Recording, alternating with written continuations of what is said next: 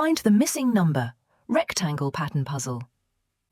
Our task is to find the missing middle number by identifying a common pattern and then applying and justifying it. Let's start with the first pattern. Take each connected number and square it. 2 squared is 4.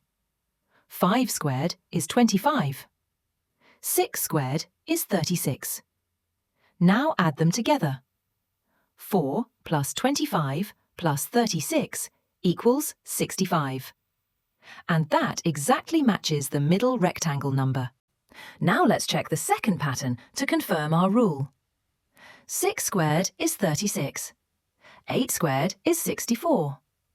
9 squared is 81. Add them together.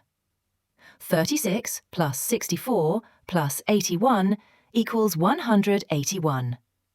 That confirms the pattern. 2 squared is 4. 7 squared is 49. 8 squared is 64. Add them together.